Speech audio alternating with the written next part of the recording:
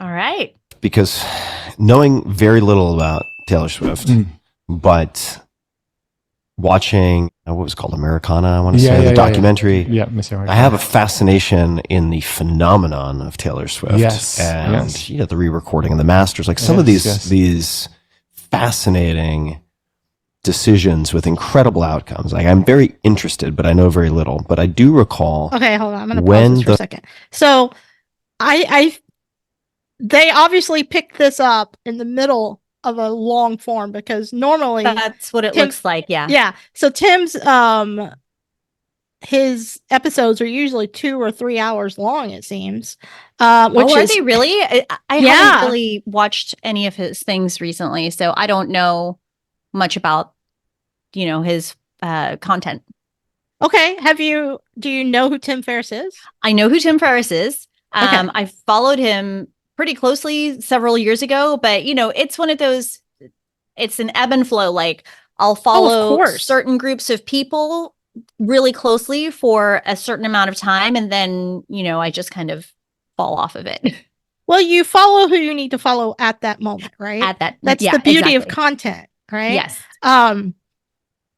So have you read any of his books? I don't know if anybody has ever read every single word of any of his books, because they're monsters, but I think I own 2 of his books. Okay. Yeah. Okay. I can't remember which ones though. So clearly this picked up in the middle of a conversation, which is really smart and awesome. I just wanted to highlight that. Also, did you see those little Post-it notes or whatever? Oh, I saw all the Post-it notes. Yes. I was like, what is that? I know. What is happening? I do not know, but I'm very interested. Okay. As an artist, how do you sustain a career for a long period of time without it just being a downward diminishing returns? And what I loved about Madonna was that reinvention thing, the ability to completely reinvent herself. Brilliant. Okay, hold on. I know I'm the one pausing everything here, but first of all, that's fine. What the hell is in his glass? Oh, I know. It looks like mouthwash. I know. I'm like, okay. I'm very distracted by it. Yeah. I'm oddly distracted by it, because it's like, is it mouthwash? Is it like some kind of fancy? I mean, we're talking Tim Ferriss here, so God only knows. But maybe it's like maybe a green juice, or like an aloe vera drink. But if you notice, this dude isn't drinking it, and Tim Ferriss's glass is empty. Mm-hmm. So, and then those aren't Post-it notes; they're note cards. Oh. Interesting. Because did you notice that he held one up that said T Swift? No, I didn't catch that. Yeah, so that's what he did. When he started talking about Taylor Swift, I think it was a pink one. He held it up and it said T Swift, and he set it down. Well, that's interesting. So the way that he just talked about Madonna reinventing herself, it makes me wonder. Okay, totally. I just noticed that Tim Ferriss has a ball behind him. Oh yeah, it's a yoga ball. Yeah. That's interesting. Okay. Good for him. Yeah, I bet that helps his back, because it's one of those low, almost looks like a bench. Like instead of a normal chair that he's sitting in. Or no, maybe it's like the other chairs. Okay, I'm totally distracted. Well, it's like updating content. As a blogger, you have to go through and regularly update your content and make sure that it's fresh and that it's still relevant, right? And if you're a food blogger, there are trends in food, so you need to make sure that your 3-year-old content still matches the trends, right? So if you're a content creator of any kind, not just Madonna, you constantly have to go in and reinvent and update and change your style. Because even with if you're a small business owner, I don't know if you remember or not, I'm older than you, but when we went from a regular website to mobile responsive was a big deal, and you had to update your design, and there's design trends in websites. People really should not go more than 2 years without their website being updated. Yeah. No, that's a good point, because those are things that people don't really think about. Right. That's just what this made me think of.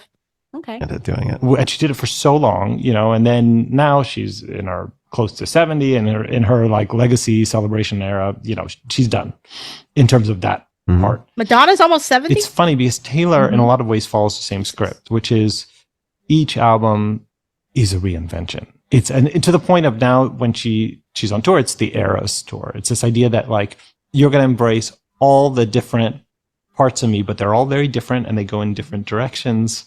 And that's part of my identity now. So do not expect me to stay in the box for the next thing, because that's not what is happening. And that's not what you want. So I think it's why when I went to write fairy tales, I think the fact that I am such a, also the reason it's in the absurd column is, this guy, is because I was about to say, do you know who this is? And now I have no idea. I'm assuming he's an author that writes fairy tales. Yeah. Hold on. Let me minimize my screen again. What does the description say? Who is he talking to? Hold on.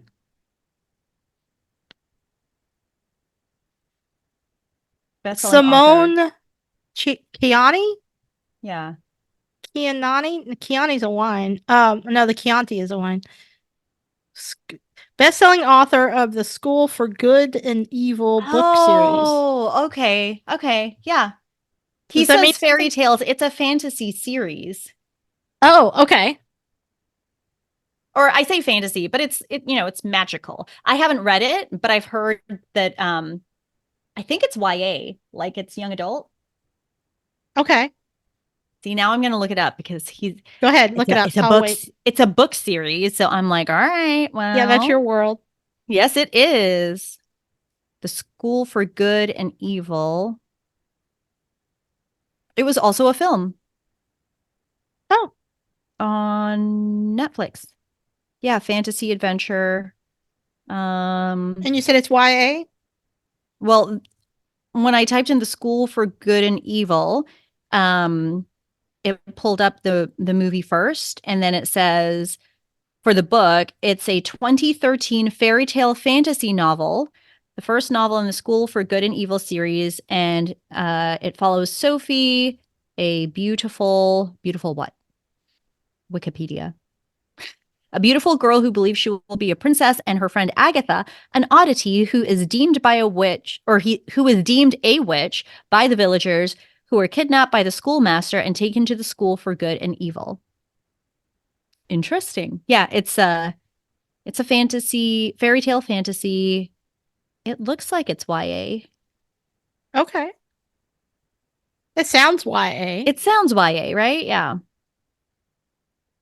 Yeah, followed by 5 sequels, was made into a film adaptation by Netflix, and has received positive reviews from critics who praise the novel's wit and oddity of its storyline. Okay, now I have to read it.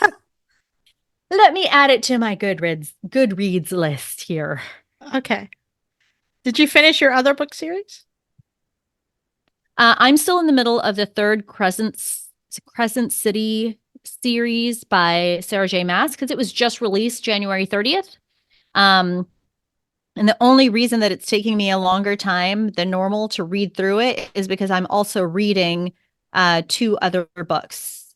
And so I'm like, what is that the series that you were reading 2 books at the same time because they go back and forth? Oh, no, I finished that one. So that was the Throne of Glass series by the same author, Sarah J. Maas. And yeah, I did the tandem read. So it was for Queen of Shadows and Tower of Dawn. You read them at the same time because the 2 books standalone, they have their own stories going on, but they're following a specific group of characters, but the things are happening at the same time. So it was actually so much fun to do the tandem read for that. And I know this is a complete segue, but it was really fun to do a tandem read because I've never come across a series where you could do that before. I know they exist, but that was my first experience with it. And it was so much fun to like bounce between the two books at the same time and then follow along chronologically. I think that's interesting. And I can imagine there'll be a time when Taylor Swift is like 70 years old that somebody could take her songs and reorder them not by album, but by series of events, because, she writes all of these autobiographical songs. Yeah. And weave in pieces of different songs to tell the story of Taylor Swift. And I mean, her discography is so vast already. And then like with her re-releases, she's releasing vault tracks, like, the songs that were written and possibly produced that were never released on an album or as, an individual thing, because it just like it didn't fit the genre of the album, right? And I know that in the Swift fandom, like in the Swiftie fandom, there is a song called Need. And it was written and produced. So it's a song that exists, but it doesn't live on any albums or anything because she never released it. Like it's a vault, or it's a potential vault song, and we've only heard like a snippet of it, and it's so good. Like lyrically, it is so good. And so she's a genius when it comes to teasing like new work or having Easter eggs about future works that she's going to release and things like that. Like it's incredible what she does. The brand of Taylor Swift is brilliant. Like it really is. I am obsessed with her these days. Ever since this whole thing with her and Travis. Like I'll tell you how obsessed I am. This morning I was on a 3-hour call with some of the best SEOs in the world, like literally in the world. Like Google consults with these people. Nice. Yeah. And so I'm just listening and listening and listening. And so in the end, in the community, because we have a community, like a membership group, and I put in there in all of this Google knowledge, Google can probably predict what Taylor Swift is going to do before Taylor Swift knows what she's going to do. So why can't someone tell me if she's going to be at the damn Super Bowl? Because I don't care about football, but I do now because Taylor Swift is in it, involved. And I'm going to have a Super Bowl party of 2, which is just me and Andy. But we're not nearly as excited about the idea of watching the Super Bowl, because football's not our thing, unless we know if Taylor's going to be there. So we're like setting up the media room, and we got a pink table and all this stuff. And we're like waiting and waiting and waiting to hear, is she going to be there or not be there? Because I'm committed to watching it because, I'm going to watch Travis. But our enthusiasm for the situation solely depends if she's going to be there or not. Yeah. And so just to kind of, segue again, it is related to Taylor Swift, but I love the positivity. Like, obviously there's a lot of negativity around Taylor Swift because she is very saturated. Like her name is saturated in the media, like just not saturated enough in my opinion, but you can't go a day without hearing her name in something, right? But one of the things that I love is the positivity coming from not just men in general, like husbands whose wives or girlfriends are husbands or boyfriends, whatever, partners whose partners are interested in Taylor Swift. I love the positivity of them because all of a sudden their partner is interested in something that they're interested in, which is football. And then now they can do this activity together. Daddies and daughters, right? Daddies and daughters. Yes. All the dads that are so excited that their daughters are taking an interest in football. Like Taylor Swift brought in she pulled them in, but now it's up to them to nurture these relationships that are developing, whether it's with a partner, with a daughter, or even a son, like a Swiftie son. But now they're interested in this one topic together, and the dads or even the moms who like football, they can teach their kids or partners about this thing that they're really passionate about. And I love that type of togetherness. Me too. I really do have a hard time not rolling my eyes at the people that are like super negative about the attention Taylor Swift has brought to the NFL. Yeah, so, I mean, we could have a whole other conversation about that. Yeah, yeah, but like because the thing is, like, when it comes down to it, she is a girl who was supporting her boyfriend. That's right. She is someone who was supporting her partner, and he reciprocates. He is supporting her endeavors. She is supporting his career and something that he loves to do. And then he supports her in her career and what she loves to do. And the attention surrounding it is just a side effect because of her popularity. That's right. That's absolutely correct. Yeah. You nailed it. And I think it's awful to people that are like, she's ruining football. And it's like, she didn't ask for the attention. Like, she didn't say, I am going to go to his game because everyone's going to pay attention to me instead. She went to support him. That's right. It. That's right. That's right. And it's amazing. It's good for the NFL. It's good for everybody, honestly. Yeah. Yeah. The people who have negative things to say are just looking for negative things to say. Oh, absolutely. And I don't know if you've seen them. I'll have to share some of them with you, but there are a lot of on TikTok, because I waste my life on social media. But on TikTok, there have been a lot of videos where, people are just outraged at the, 5-minute total over the course of the entire game. Total of 5 minutes of footage of Taylor Swift. So, like, something happens specifically with Kelsey, like he gets a touchdown and then they switch to her and she's celebrating along with everybody else inside of the suite that they're in, right? Yeah. Okay. So they focus on her, but there are people posting videos being like totally outraged that all of the footage in football is Taylor Swift or whatever. So there have been very clever and witty people who have done the reciprocal of that, which is they're watching like the Eras tour, right? And then they complain, "Oh my God, can you believe that like in the middle of her singing Lover, the camera panned to Travis Kelce, like standing in awe at her? I didn't come to the Eras tour to watch Travis Kelce. I came to watch Taylor Swift." And it's just a little snippet. And then, at the end of it, they're like, do you hear how ridiculous it sounds? That's how you sound. Yeah. Like the negative Nancy's. So it's unbelievable. I've been, like I said, literally obsessed.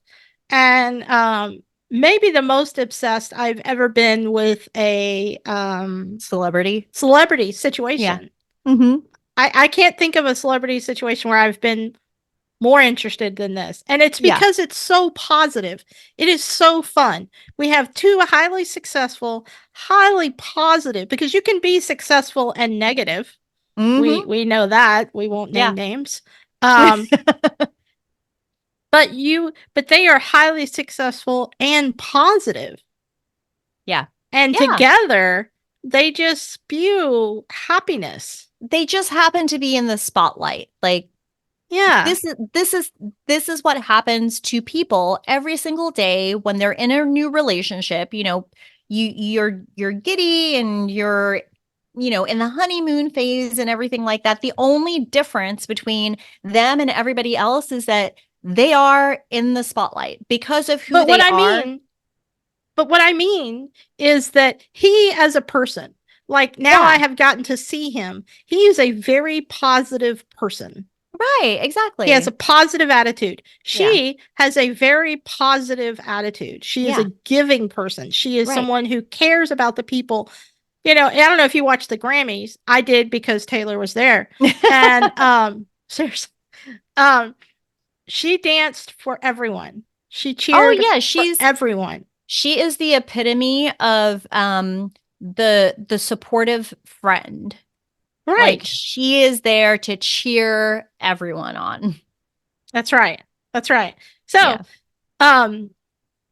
I just think when you merge two super positive individuals into a relationship in the public spotlight in a time when there's a lot of tough things going on in the news and wars, and I guess California's flooding. Oh my gosh, is it? Yeah, LA, it's bad. But anyway, when you have all this crazy bad things, this is just a shining light. I mean, the closest I can think of comparing it to, which was not something I got into, but when Princess Diana got married, I guess, when I was a kid, that was a really big deal. Oh, now, sure I don't know was, if these two are going to get married. Andy's convinced they're going to break up, but and you know what? If they do break up, then they break up. You know, that's it. But the time that they're in this moment, like this moment that they're having right now, it's phenomenal. It's so good. Okay, should we finish watching this guy? Yes, let's continue. Okay. I'm so used to comparing myself to her when she wasn't even comparing, not myself, but like her moves and things, that now that she's so popular, it's almost more ridiculous when I tell people like, well, we did both move to Missouri for 6'5", aggressively masculine, athletic men.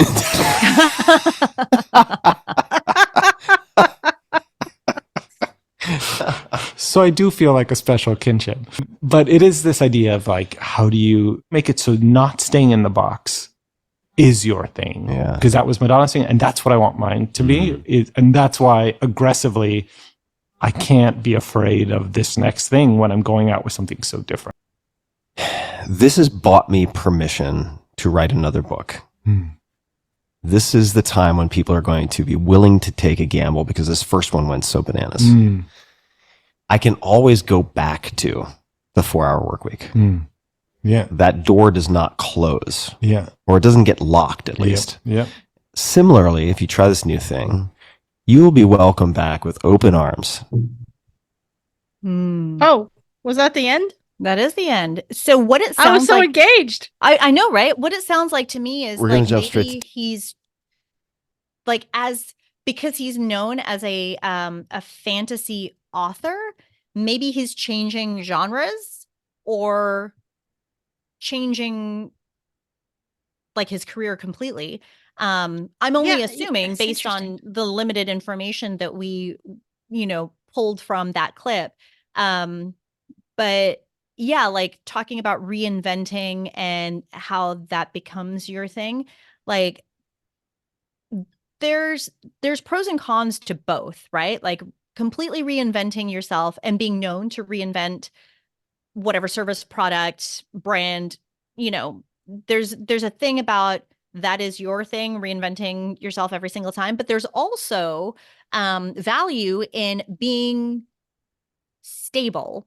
Like you are known for this one thing and you do this one thing really, really well. And that's what you do. That's what you're known for. Well, but you don't reinvent anything. The irony of this is incredible because you know how I said I got off that SEO call? Yeah.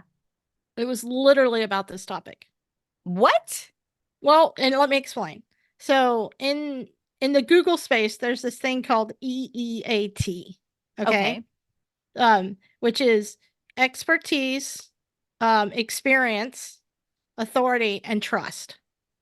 And so that drives a lot of what ranks on Google now. Okay. And my big question was, what if you are trying to be known for multiple topics? Is that possible in the space of the internet today and being profitable? How do you do that? How do you do that as someone who's not famous, but like I own a cooking blog, but I don't want to just be known for cooking. As a matter of fact, right. I don't really even want to be known for that at all. That's not the thing I want to be known for. That's just something that I own.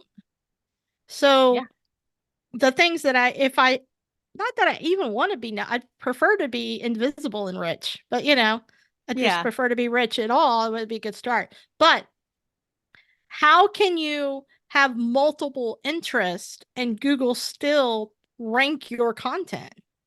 How does that work? Is that possible? And so that was the conversation, was about this specific topic. What if you switch interest? What does Google do with that? How does that work in the Google Knowledge Graph? What does all of that mean? And how does that work? And that was what the purpose of the call was about, was this concept. Yeah. What? Okay. So how do you? Is there an answer or no? Yeah. Okay. So it's not easy to get known for something. And it's very difficult. There in Google, there's this thing called the knowledge graph. Okay. And most people don't show up in the knowledge graph. If you Google your name, you probably, most likely, the average person isn't there because they haven't worked really hard to be known. You have to work really, really hard to be known as a person who does blank. Like when people think of Nadja, what do they think of? I don't know. Exactly, right? You have to really think about that question. And that was what I came away with, was like the woman that was leading this group, her name is Marie Haynes. And if you Google Marie Haynes, you're going to see Google Helpful Content Update. Okay. She has been working in the arena of Google for a very long time. And did you just Google her name? I did. SEO expert, Google algorithm analyst. That's right. That's right. And so she is famous in that space. She is very, very famous for knowing Google and understanding how the algorithm works. Okay. And she spent many years of her life becoming that person. But the public persona that she has put out, like on Twitter and just everywhere, speaking and conferences and her website and her content and her books and everything that she does, is related to this one topic. So I learned today that she also really likes Fortnite. Okay. Which is funny. And she also is a veterinarian. Like she's a doctor. She is a veterinarian, but she got interested in SEO and transitioned her life and closed down her vet practice. Yeah. So she has an online under her name. If you look, you'll find that she is a vet. And you can find that, but mostly the SEO stuff is going to come up. But yeah, she has I just typed in Marie Haynes and I spelled it wrong the first time, so I added the Y. And yeah, so all of it is like SEO, Google algorithm, Marie Haynes consulting. There is a right here, YouTube, Dr. Marie Haynes. And then it says obsessed with understanding Google search algorithms since 2008. Yeah. Yeah. So, she said if she suddenly wanted to become known, she has a separate Twitter profile, apparently, that is about her Fortnite stuff. Oh, so really? If she suddenly wanted to become known for Fortnite, she would start getting far more active on that Twitter profile. She wouldn't, on her Marie Haynes one that's about SEO, she wouldn't suddenly start talking about Fortnite. Okay. But the point is, you have to, over the course of a long period of time, decide what you want to be known for, and then build up an association to that knowledge. And you have to prove. And that is what EEAT is about. And that's why big brands that tend to rank for a specific topic rank, is because the people associated to that brand are known for that topic. Okay. So it is very difficult to switch your genres around all the time. So I guess the lesson in this is figure out a broad, like, would it be to figure out a broad thing that you're known for, or focus on something very specific that you're known for? Specific. Okay. Yeah. So like this guy, who I can't remember his name now, this author that was talking to Tim Ferriss, we know he's an author. Right? Yeah, we know him as an author. Yeah. That's right. So now he's struggling with, can I be known as an author and switch genres? And I think that's a really good question in today's world. And that's why I can see how Taylor Swift came up, because Taylor Swift we know is a singer who has switched genres a lot. But she's known as a singer, right?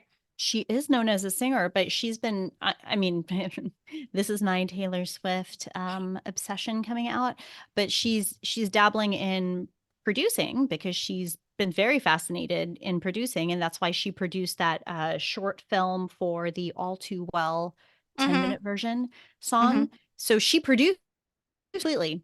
She produced and directed it. So who knows? Like, yeah, we know her as Taylor Swift songwriter, but in the future, would she be Taylor Swift director? And if you think about it, both of them, like both titles, if you wanted to focus on that, are they're creators. That's right. So if she suddenly became Taylor Swift creator. Yeah, but if she suddenly became Taylor Swift the welder, we'd be like, what the hell are you doing? Yeah, right. Exactly. Yeah. Yeah. So it's interesting. I think this is an interesting topic. And this is this is a topic, by the way, when I think about our screw you days and our scroopy days. This is a topic that I think that is difficult for a lot of digital entrepreneurs to get their head around, because it seems like you can just jump from topic to topic, to business to business to business, trying to find your place. But really, I mean, okay, the best example of this that I can think of is when I say Amanda Bond, what do you think of? I think of Facebook ads. That's right.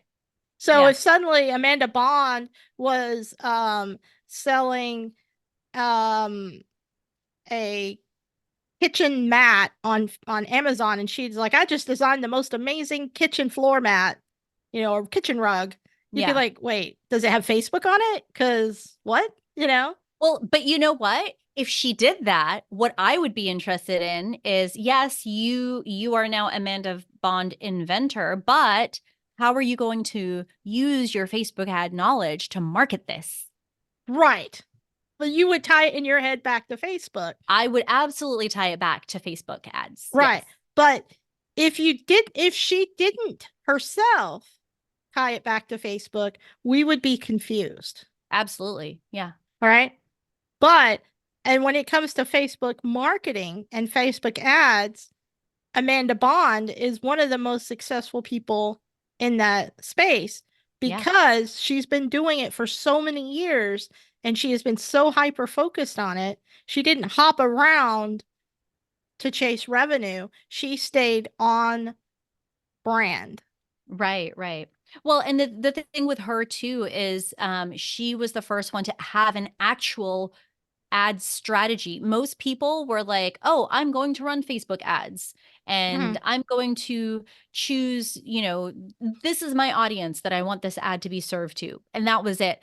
But she is known for her ad strategy for diving in multiple layers deep and then basically getting the most bang for your buck. So it's not about, I'm going to throw $100,000 into these ads and then I'm going to net $1 million in sales, right? It was her, like, she had a strategy, like an actual strategy. Literally called strategy.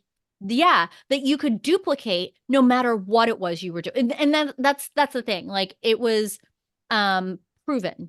It was a proven strategy that could be used in no matter what industry, as long as you understood how the ads work for you. That's right. Because yeah. So anyway, that's interesting. Love it. Okay. So guess we're done here. I was going to say, I think that those are great takeaways. So the biggest thing is, ask yourself, what do you want to be known for? Like, do you want to be the next singer-songwriter? Or do you want to be the next fantasy author? Do you want to be the next ad strategist? Right. That's a really good question. What do I want to be? Who is Nadja? Yes, let's hear the answer to that. I want to know. I don't know who Nadja is. Interesting. We're going to have to work on that. Yeah, we're going to have to work on that. Yeah. Okay. That's fine. I'll think on that. And then we'll revisit this. You have time. I will give you until Monday. Oh, okay. And then we're coming back to this call. Man, do you guys see what I have to deal with? Like, she's such a bully. That's it. Me the bully. Yeah, she's not a bully. No. That's not her identity. Renee is not a bully. No, Renee's not a bully. No, edit that out. Oh, God. Wrong. Erase. Yes. Delete.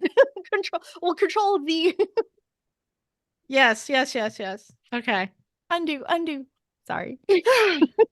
Well, that was fun. That was fun. On to the next topic. Yes. And we're rooting for you guys. Yes, absolutely. I'm cheering for you. You got this. You're going to be amazing. We're here for you. Yay. Okay. All